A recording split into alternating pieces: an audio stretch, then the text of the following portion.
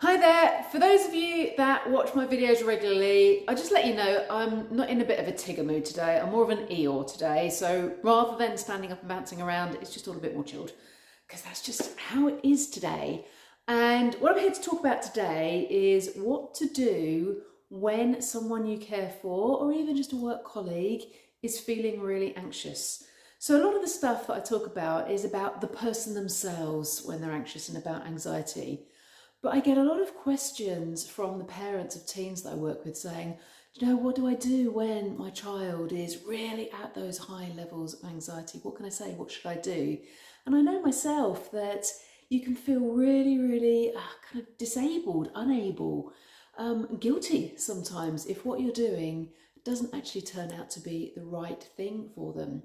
So what I hear really commonly when I say to people, what do you say, is two things. One of them is, don't be silly. And the other one is, it's going to be okay. And now, though these things aren't bad things, and of course they always come from the heart anyway, the intention's positive.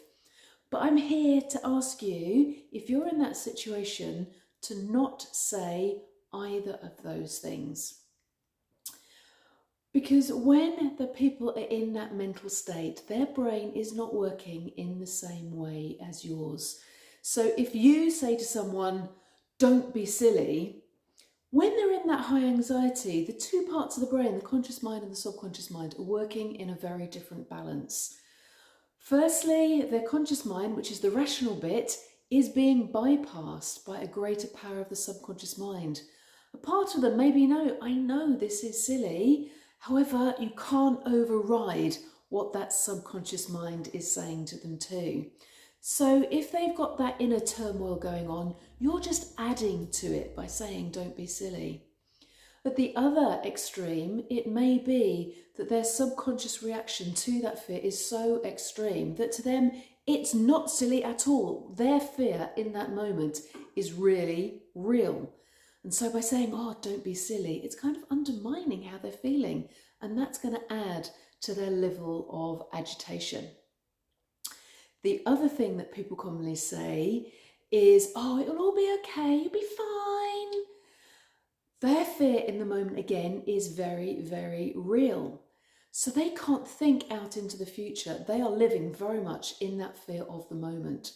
So thinking about what's coming down the line and it's going to be okay is beyond their capacity. So again, it's just going to stress them out even more because their fear is real in that moment. And so the thing that I would encourage you to say is something along the lines of using your own words of, how can I help? What do you need me to do? Something along those variables. And there's reasons behind asking a question like that.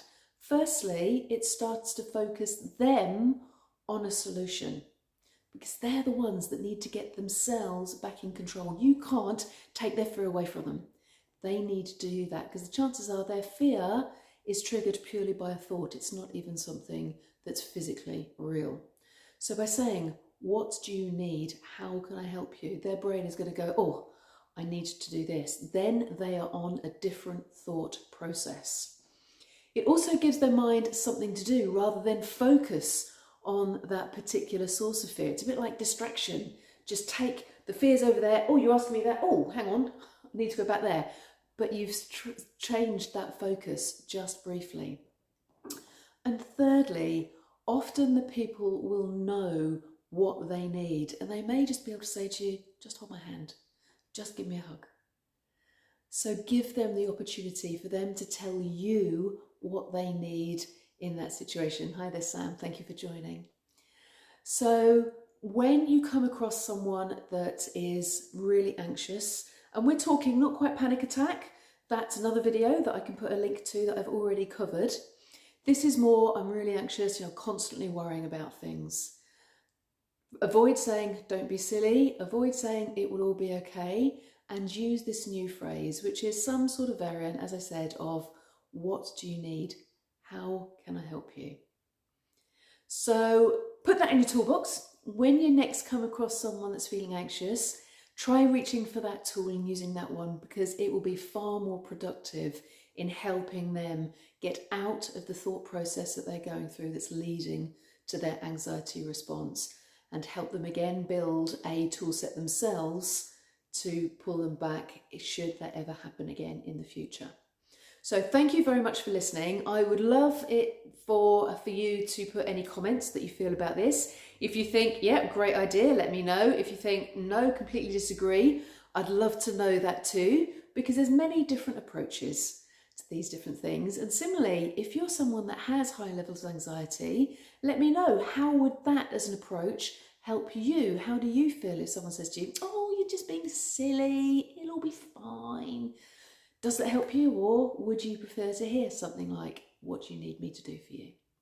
So please let me know what you think to this video. As I said, I will put a link to the video that I've already posted in the YouTube site, which is on panic attacks, which is an even higher level of escalation of fear from what we're just speaking about with this particular tool.